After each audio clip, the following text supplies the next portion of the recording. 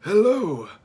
I see you have a strange portal in front of you that allows you to communicate with me. How curious. Just another mystery for me to solve, I suppose. My name is Archimedes of Syracuse, and I was born in Syracuse on the eastern coast of Sicily in 287 BCE, and educated in Alexandria, Egypt, by Euclid and his successors.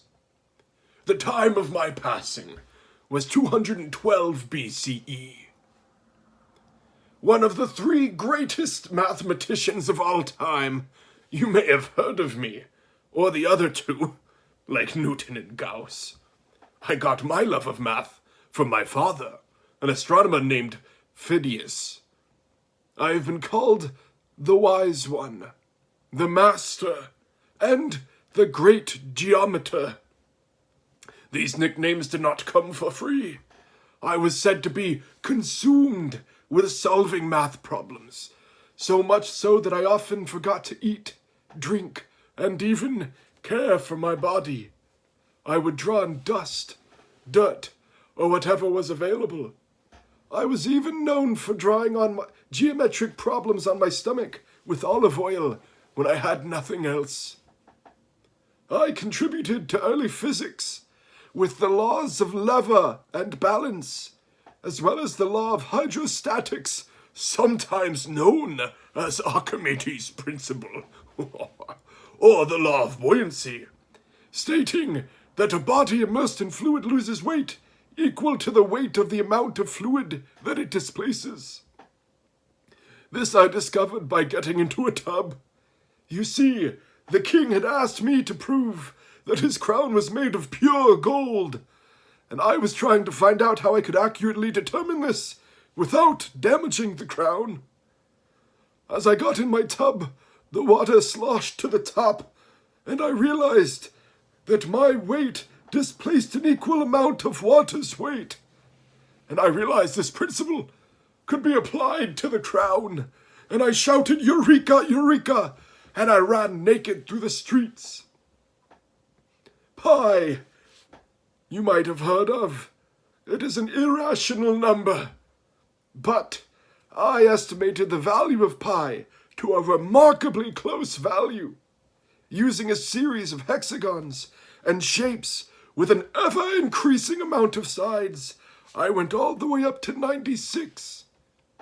And I calculated the area under a parabolic curve using techniques that wouldn't be perfected for 1,800 more years.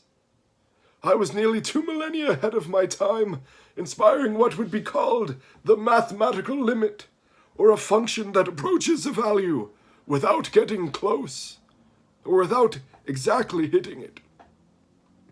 This is essential to calculus and mathematical analysis, and is still used to this day to define continuity, derivatives, and integrals. Greek writer Plutarch once said about me, "It is not possible to find in all geometry more difficult and intricate questions, or more simple and lucid explanations." Some ascribe this to his natural genius, while many others think that an incredible effort and toil produced these, to all appearances, easy and unlabored works. Although there are many accounts of my death, I'll tell you what they all agree on. I was defending my home city of Syracuse from Roman invaders with famous inventions of my own design: a catapult, a compound pulley, a crane that dropped stones on ships, and a mirror system for focusing the sun's rays at the invaders' boats, blinding them, and hopefully even igniting them. These were so effective that Marcus Claudius Marcellus, the Roman commander, abandoned the idea of attacking outright, and instead won through siege 8 long months later. Marcellus ordered I be captured alive, But since I requested the soldiers leave me alone to finish my equations in the sand, the insulted soldiers killed me. I invented math and engineering that wouldn't be matched again until the likes of Isaac Newton or Leonardo da Vinci.